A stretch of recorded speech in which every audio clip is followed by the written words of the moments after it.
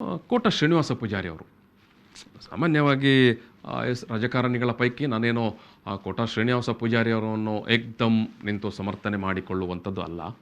ಆದರೆ ಕೋಟ ಶ್ರೀನಿವಾಸ ಪೂಜಾರಿಯವರು ನಮ್ಮ ಕರಾವಳಿ ಭಾಗದಲ್ಲಿ ಅವರ ನಡೆ, ಅವರ ನುಡಿ, ಅವರ ವ್ಯಾಪಾರ, ಅವರ ವಹಿವಾಟು ಎಲ್ಲವೂ ಕೂಡ ಎಲ್ಲರಿಗೂ ಗೊತ್ತಿರುವಂಥದ್ದೇ. ಅವರು ತೀರಾ ಒಂಥರ ಏನು ಸೀಕ್ರೆಟ್ ಅಂತ ಏನಿಲ್ಲದಂಥ ಒಬ್ಬ ಮನುಷ್ಯ, ಓಪನ್ ಸೀಕ್ರೆಟ್ ಅವರು. ಆ ರೀತಿಯ ಮನುಷ್ಯ ಅವರು. ಸೊ ಅವರು ಏನು ಈ ಮೊದಲು ವಿಧಾನ ಪರಿಷತ್ ಸದಸ್ಯರಾಗಿದ್ದಾಗಲೂ ಅಷ್ಟೇ, ಅಥವಾ ಈ ಮೊದಲು ಏನು ಸಚಿವರಾಗಿದ್ದಾಗಲೂ ಅಷ್ಟೇ, ಇವಾಗ ಮೊನ್ನೆ ಏನು ಸಚಿವ ಸಂಪುಟದಲ್ಲಿ ಸಚಿವರಾಗಿದ್ದಾಗಲೂ ಅಷ್ಟೇ. ಸೊ ಏನೋ ದುಡಿದು ಅವರ ಸಂಪಾದನೆಯ ಮೂಲಕ ಮನೆ ಕಟ್ಟಿಕೊಳ್ತಾ ಇದ್ದಾರೆ. ಆ ಮನೆಯ ಫೋಟೋವನ್ನು ಹಾಕಿ ಕೋಟ ಶ್ರೀನಿವಾಸ ಪೂಜಾರಿ ಅವರ 6 ಕೋಟಿಯ ಮನೆ, ಕೋಟ ಶ್ರೀನಿವಾಸ ಪೂಜಾರಿಯವರ 6 ಕೋಟಿಯ ಮನೆ ಫೋಟೋ ನೋಡಿ ನೀವು. ಇದು ಪತ್ರ, ಇದು ಪಾಪ ಅವರೇ ಲೋಕಾಯುಕ್ತಕ್ಕೆ ಪತ್ರ ಬರೆದುಬಿಟ್ರು. ನೋಡಿ ಈ ಮನೆಯನ್ನು, ಈ ಫೋಟೋದಲ್ಲಿರುವಂಥ ಈ ಮನೆಯನ್ನು ನೋಡಿದಾಗ ಇದು 6 ಕೋಟಿಗೆ ಇದರ ಎಲ್ಲ ಪೂರ್ಣ ಕೆಲಸ ಆಗಲಿ, ಆದ ನಂತರ ಕೂಡ ಈ ಮನೆಗೆ 6 ಕೋಟಿ ರೂಪಾಯಿ ಆಗಬಹುದಾ? ಈ ವಿಚಾರವನ್ನು ಜನ ಆಲೋಚನೆ ಮಾಡಬೇಕು. ಯಾಕಂತ ಹೇಳಿದ್ರೆ ಭಾರೀ ಟೀಕೆ ಟಿಪ್ಪಣಿಗಳು ಅವರ ಮೇಲೆ. ಕೋಟ ಶ್ರೀನಿವಾಸ ಪೂಜಾರಿ ಅವರು ದಕ್ಷಿಣ ಕನ್ನಡ ಜಿಲ್ಲೆಯ ಉಸ್ತುವಾರಿ ಸಚಿವರಾಗಿದ್ದವರು 6 ಕೋಟಿಯ ಮನೆ ಕಟ್ತಾ ಇದ್ದಾರೆ ಅಂತ. ಅಬ್ಬಬ್ಬ ಅಂತ ಹೇಳಿದ್ರೆ ಈ ಮನೆಗೆ ಎಷ್ಟು ಖರ್ಚಾಗಬಹುದು? ಸ್ವತಃ ಕೋಟ ಶ್ರೀನಿವಾಸ ಪೂಜಾರಿ ಅವರೇ ಹೇಳಿದ್ದಾರೆ, 60 ಲಕ್ಷ ಬಜೆಟ್ನ ಮನೆ ಇದು ಅಂತ. ನನ್ನ ಮನೆ 60 ಲಕ್ಷ ಬಜೆಟ್ನ ಮನೆ ಅಂತ. ಈಗ ಟೀಕೆ ಮಾಡೋರು, ನಾನು ಆವಾಗ ಒಂದು ವಿಚಾರ ಹೇಳಿದಲ್ಲ, ನನ್ನ ಪಕ್ಷದವರಲ್ಲ, ಸೊ ಹಾಗಾಗಿ ನಾನೊಂದು ಟೀಕೆ ಮಾಡೋದು. ನನ್ನ ಪಕ್ಷದವರಲ್ಲ, ಹಾಗಾಗಿ ನಾನೊಂದು ಟೀಕೆ ಮಾಡುವುದೋ, ಅಥವಾ ವಾಸ್ತವ, ಅಥವಾ ಕನಿಷ್ಠ ಜನ ನಂಬುವಂಥ ಒಂದು ಟೀಕೆಯನ್ನಾದರೂ ಮಾಡಬೇಕಲ್ಲ, ಜನ ನಂಬುವಂಥ ಒಂದು ಟೀಕೆಯನ್ನಾದರೂ ಮಾಡಬೇಕಲ್ವ. ಸೊ ಇಲ್ಲಿ ನೋಡಿ, ಈ ಒಂದು ಫೋಟೋವನ್ನು ನೀವು ನೋಡಿದಾಗ ಗೊತ್ತಾಗತ್ತೆ. ಸೊ 6 ಕೋಟಿಯ ಮನೆ ಅಂತ ಹೇಳಿ ಏನು ಈ ಒಂದು 2 ಫ್ಲೋರ್ನ ಮನೆಯ ಬಗ್ಗೆ, ಆ ಮನೆಯ ವಿಸ್ತೀರ್ಣ ನೋಡುವಾಗಲೇ ನಿಮಗೆ ಗೊತ್ತಾಗುತ್ತೆ ಎಷ್ಟು ಖರ್ಚಾಗ್ಬೋದು ಅಂತ. ಆಯಿತು, 1 ಕೋಟಿ ಅಂತಲೇ ಇಟ್ಕೊಳ್ವಾ, ಇದು 6 ಕೋಟಿ ಅಂತ ಹೇಳಿದ್ರೆ. ಸೊ ಕೋಟ ಶ್ರೀನಿವಾಸ ಪೂಜಾರಿ ಅವರು ಏನು ಹೇಳ್ತಾರೆ? ಬ್ಯಾಂಕ್ ಸಾಲ, ಸ್ವಂತ ದುಡಿಮೆಯಿಂದ ನಾನು 60 ಲಕ್ಷದ ವೆಚ್ಚದಲ್ಲಿ ಮನೆಯನ್ನು ನಿರ್ಮಾಣ ಮಾಡ್ತಾ ಇದ್ದೇನೆ. ಕೆಲವರು 6 ಕೋಟಿ ಅಂತ ಸುಳ್ಳು ಮಾಹಿತಿಗಳನ್ನು, ವದಂತಿಗಳನ್ನು ಹರಡ್ತಾ ಇದ್ದಾರೆ ಅಂತ ಇವತ್ತು ಕೋಟ ಶ್ರೀನಿವಾಸ ಪೂಜಾರಿ ಅವರು ಹೇಳಿದ್ದಾರೆ. 3 ಬಾರಿ ವಿಧಾನ ಪರಿಷತ್ ಸದಸ್ಯರಾಗಿದ್ದವರು, 2 ಬಾರಿ ಕ್ಯಾಬಿನೆಟ್ ಮಿನಿಸ್ಟ್ರು, ಹಾಗೂ 1 ಬಾರಿ ವಿಧಾನಸಭೆ ಒಳಗಡೆ ಪ್ರತಿಪಕ್ಷದ ನಾಯಕರು ಕೂಡ ಆಗಿದ್ದವರು. ಪ್ರತಿ ವರ್ಷ ಆಸ್ತಿಯ ವಿವರವನ್ನು ಸಲ್ಲಿಸ್ತಾ ಬಂದಿದ್ದೇನೆ. ನಾನು ಪ್ರತಿ ವರ್ಷವೂ ಲೋಕಾಯುಕ್ತಕ್ಕೆ ಆಸ್ತಿಯ ವಿವರವನ್ನು ಸಲ್ಲಿಸ್ತಾ ಬಂದಿದ್ದೇನೆ. ಮನೆ ನಿರ್ಮಾಣಕ್ಕಾಗಿ 2 ವರ್ಷಗಳ ಹಿಂದೆ ಅಪೆಕ್ಸ್ ಬ್ಯಾಂಕಿನಿಂದ 35 ಲಕ್ಷ ರೂಪಾಯಿ ಸಾಲ ಪಡೆದಿದ್ದೇನೆ. ಮತ್ತೆ 40 ಲಕ್ಷಕ್ಕೆ ಆ ಸಾಲಕ್ಕೆ ಅರ್ಜಿ ಸಲ್ಲಿಸಿದ್ದೇನೆ ಅನ್ನೋದನ್ನು ಇಲ್ಲಿ ಕೋಟ ಶ್ರೀನಿವಾಸ ಪೂಜಾರಿ ಅವರು ಹೇಳ್ತಾ ಇದ್ದಾರೆ. ನನ್ನ ಆದಾಯಕ್ಕಿಂತ ಮನೆ ನಿರ್ಮಾಣದ ವೆಚ್ಚ ಅದು ಹೆಚ್ಚಾಗಿದ್ದರೆ ನನ್ನ ವಿರುದ್ಧವೂ ಕ್ರಮ ಕೈಗೊಳ್ಳಬೇಕು. ನನ್ನ ವಿರುದ್ಧ, ನಾನು ಮಂತ್ರಿಯೋ ಅಥವಾ ನಾನು ಮಾಜಿ ಸಚಿವನೋ ಅಥವಾ ನಾನು ವಿಧಾನ ಪರಿಷತ್ತಿನೋ ಅದ್ಯಾವುದು ಪ್ರಶ್ನೆ ಅಲ್ಲ. ಈಗ ನಾನು ಆಯಿತು, ಈಗ ನೀವೆಲ್ಲ ಈ ರೀತಿ ದೂರು ಕೊಡ್ತೀರಲ್ಲ, ಹೇಳ್ತೀರಲ್ಲ ಸಾಮಾಜಿಕ ಜಾಲತಾಣದಲ್ಲಿ, ಸುದ್ದಿಗಳಲ್ಲಿ, ವದಂತಿಗಳಲ್ಲೆಲ್ಲ 6 ಕೋಟಿಯ ಮನೆಯನ್ನು ಕೋಟ ಶ್ರೀನಿವಾಸ ಪೂಜಾರಿ ಅವರು ನಿರ್ಮಾಣ ಮಾಡ್ತಾ ಇದ್ದಾರೆ ಅಂತ. ಆಯಿತು, ಸ್ವತಃ ಲೋಕಾಯುಕ್ತಕ್ಕೇನೆ ಕೋಟ ಶ್ರೀನಿವಾಸ ಪೂಜಾರಿ ಅವರು ಪತ್ರ ಬರೆದು ನನ್ನ ಬಗ್ಗೆ ತನಿಖೆ ಮಾಡಿ ಅಂತ ಕೇಳಿಕೊಂಡಿದ್ದಾರೆ. ಎಷ್ಟು ರಾಜಕಾರಣಿಗಳಿಗೆ ಈ ರೀತಿಯ ಧೈರ್ಯ ಇರುತ್ತೆ? ಎಷ್ಟು ರಾಜಕಾರಣಿಗಳಿಗೆ ಈ ರೀತಿಯ ಆತ್ಮಸ್ಥೈರ್ಯ ಇರುತ್ತೆ? ಎಷ್ಟು ರಾಜಕಾರಣಿಗಳಿಗೆ ಈ ರೀತಿಯ ನೈತಿಕ ಮೌಲ್ಯ ಇರುತ್ತೆ ಹೇಳಿ? ಈಗ ಆಯಿತು, ಮನೆ ಕಟ್ತಾ ಇದ್ದಾರೆ. ನಾನು ಹೇಳಿದಲ್ಲ, 3 ಬಾರಿ ವಿಧಾನ ಪರಿಷತ್ ಸದಸ್ಯರಾದವರು. ಡಿಸೆಂಬರ್ಗೆ ಅವರ ವಿಧಾನ ಪರಿಷತ್ತಿನ ಅವಧಿ ಮುಕ್ತಾಯ ಆಗುತ್ತೆ. 2 ಬಾರಿ ಸಂಪುಟ ದರ್ಜೆಯ ಸಚಿವರಾಗಿದ್ದವರು, ಕ್ಯಾಬಿನೆಟ್ ದರ್ಜೆಯ ಸಚಿವರಾಗಿದ್ದವರು. ಅವರೇ ಹೇಳ್ತಾರೆ, ನಾನು ಆಲ್ರೆಡಿ 40 ಲಕ್ಷ ಈ 35 ಲಕ್ಷ ರೂಪಾಯಿ ಸಾಲವನ್ನು ನಾನು ಅಪೆಕ್ಸ್ ಬ್ಯಾಂಕಿನಿಂದ ಪಡೆದಿದ್ದೇನೆ, ಮತ್ತು 40 ಲಕ್ಷಕ್ಕೆ ಅರ್ಜಿ ಸಲ್ಲಿಸಿದ್ದೇನೆ ಅಂತ. ಮತ್ತು ಇನ್ನೊಂದು ವಿಚಾರ ಅಂತ ಹೇಳಿದ್ರೆ, ಈ ಮನೆ ಕಳೆದ 2 ವರ್ಷ ಆಗಿದೆ ಅದರ ನಿರ್ಮಾಣ ಕಾಮಗಾರಿ ಆರಂಭವಾಗಿ ಅವರ ಕೈಯಲ್ಲೇನೋ 6 ಕೋಟಿ ಇದ್ದಿದ್ದರೆ ಇಷ್ಟೊತ್ತು ಬೇಕಾಗಿತ್ತಾ? ಅದು 6 ಕೋಟಿಗೆ ಇಷ್ಟು ಸಣ್ಣ ಮನೆ ಯಾರಾದರೂ ಮಾಡ್ತಾರಾ? ಈಗ ಪ್ರತಿಪಕ್ಷದವರು ಅಥವಾ ನಮ್ಮ ಪಕ್ಷದವರು ಅಲ್ಲ ಅನ್ನುವ ಕಾರಣಕ್ಕಾಗಿ ಈ ರೀತಿಯ ವದಂತಿಗಳನ್ನು ಹಬ್ಬಿಸುವವರು, ಸ್ಪ್ರೆಡ್ ಮಾಡುವವರು ಆಲೋಚನೆ ಮಾಡಬೇಕು. ನಾವು ಕನಿಷ್ಠ ಸತ್ಯಕ್ಕೆ ಹತ್ತಿರವಾಗಿರುವಂಥ ಸುದ್ದಿಗಳನ್ನು ಅಥವಾ ಮಾಹಿತಿಗಳನ್ನು ಪ್ರಚಾರ ಮಾಡಬೇಕಂತ. ಇವತ್ತು ಏನಾಗಿದೆ ಅಂತ ಹೇಳಿದ್ರೆ ಎಲ್ಲರೂ ಫೋಟೋ ತೆಗೆಯೋದು, ಎಲ್ಲರೂ ಬರೆಯೋದು, ಯಾವ ಕ್ರಾಸ್ ಚೆಕ್ಕಿಂಗ್ ಅಂತ ಇಲ್ಲ. ಮಾಹಿತಿಯ ಮೂಲ ಅಥವಾ ಏನಿದು ವಿಚಾರ ಅನ್ನೋ ಬಗ್ಗೆ ಯಾರು ಕೂಡ ತಲೆ ಕೆಡಿಸಿಕೊಳ್ಳೋದಿಲ್ಲ. ಒಟ್ಟು ಬರೆದು ಹಾಕೋದು.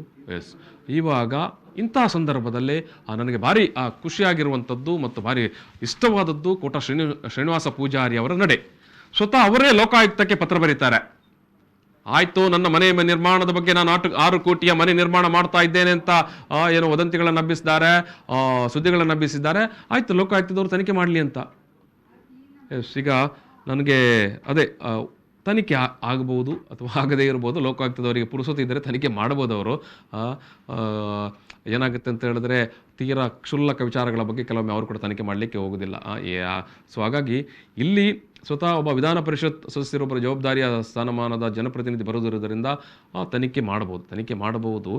ಆದರೆ ಪ್ರಶ್ನೆ ಅದೇ ಬರುವಂಥದ್ದು, ಎಷ್ಟು ಮಂದಿ ರಾಜಕಾರಣಿಗಳಿಗೆ ಈ ರೀತಿಯ ಧೈರ್ಯ ಮತ್ತು ಈ ರೀತಿಯ ನೈತಿಕ ಸ್ಥೈರ್ಯ, ಮೊರಲ್ ಕರೇಜ್ ಇರುತ್ತೆ ಅಂತ. ಇದಕ್ಕೆ ನಾವು ಕೋಟ ಶ್ರೀನಿವಾಸ ಪೂಜಾರಿ ಅವರನ್ನು ಮೆಚ್ಚಬೇಕು. ಸುಮ್ಮನೆ ಈ ರೀತಿಯ ವದಂತಿಗಳು, ಮಾಹಿತಿಗಳು ಬಂದಾಗ ಮೀಡಿಯಾದ ಮುಂದೆ ನಿಂತು, ಟಿ ವಿಯ ಮೈಕ್ಗಳ ಮುಂದೆ ನಿಂತು ಒಂದಷ್ಟು ಜನ ಹೇಳಿ ಹೋಗ್ತಾರೆ. ತನಿಖೆ ಆಗಲಿ, ನಾನು ಸಿದ್ಧ ಅಂತ.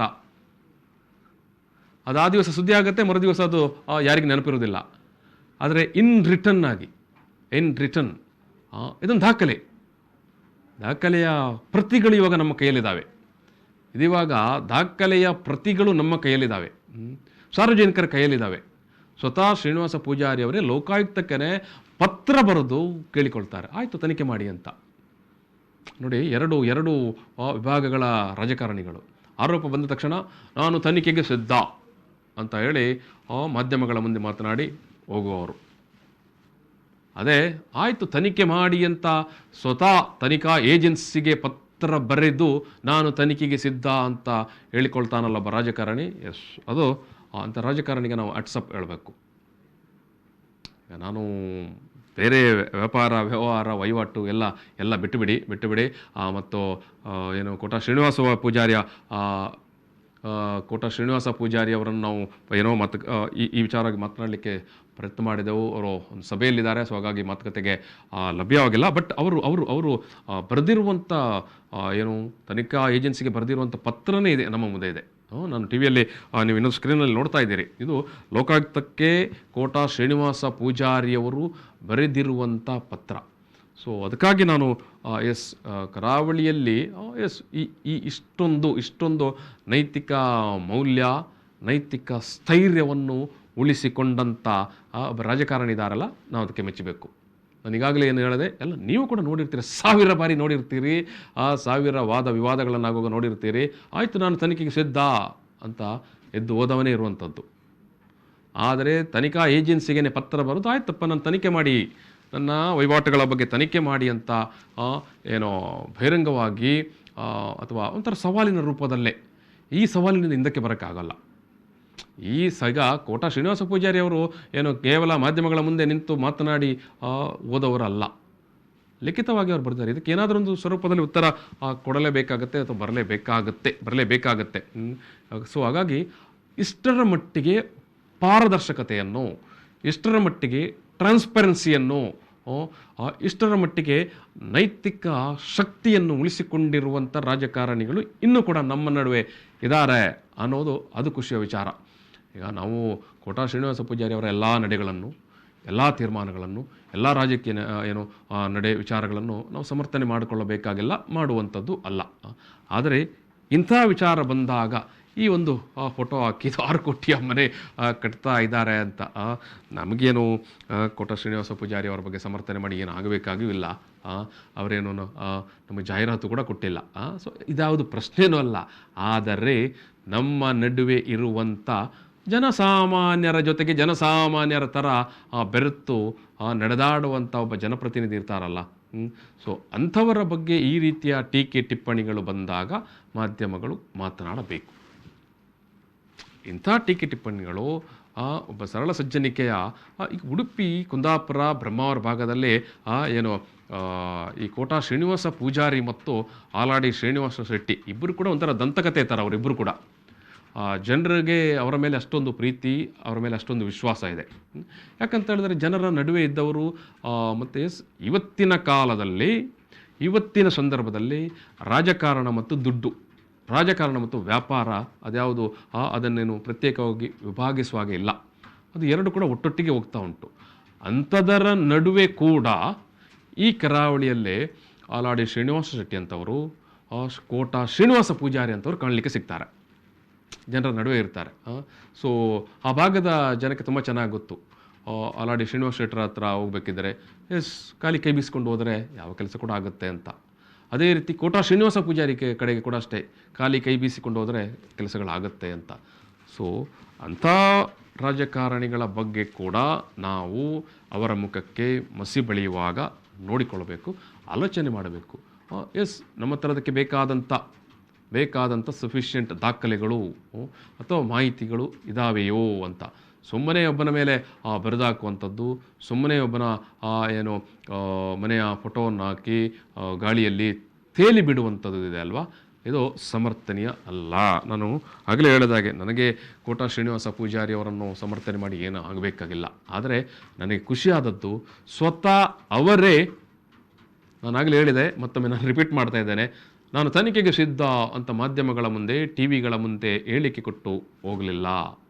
ಅವರು ಬರೆದು ಲೋಕಾಯುಕ್ತಕ್ಕೆ ಪತ್ರ ಬರೆದು, ಅದೊಂದು ದಾಖಲೆ. ಅದು ಪತ್ರ ಬರೆದು ಕೇಳಿಕೊಂಡಿದ್ದಾರೆ ನನ್ನ ಬಗ್ಗೆ ತನಿಖೆ ಮಾಡಿ ಅಂತ. ನನ್ನ ಮನೆಗಳ ಬಗ್ಗೆ, ನಾನು ನಿರ್ಮಾಣ ಮಾಡ್ತಾ ಇರೋ ಮನೆಗಳ ಬಗ್ಗೆ ಏನು ಈ ರೀತಿಯ ವದಂತಿಗಳನ್ನು ಹಬ್ಬಿಸ್ತಾ ಇದ್ದಾರೆ.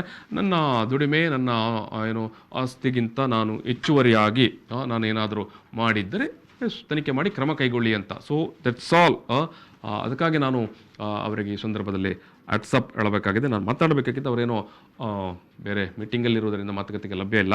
ಆದರೆ ಅವರ ಪ್ರತಿಕ್ರಿಯೆ ಅಷ್ಟೇ ಏನು ತೂಕದ್ದು, ಅಥವಾ ಅದಕ್ಕಿಂತಲೂ ಸ್ವಲ್ಪ ಹೆಚ್ಚಿನದ್ದೇ ತೂಕದ್ದು ಅವರ ಪತ್ರನೇ ಇಲ್ಲಿ ನಾವು ಇಲ್ಲಿ ಟಿ ವಿಯಲ್ಲಿ ಪ್ಲೇ ಮಾಡ್ತಾ ಇದ್ದೇವೆ. ನೀವು ಕೂಡ ಈಗ ಸಾಮಾಜಿಕ ಜಾಲತಾಣದಲ್ಲಿ ನೋಡ್ಬೋದು, ಉಂಟು.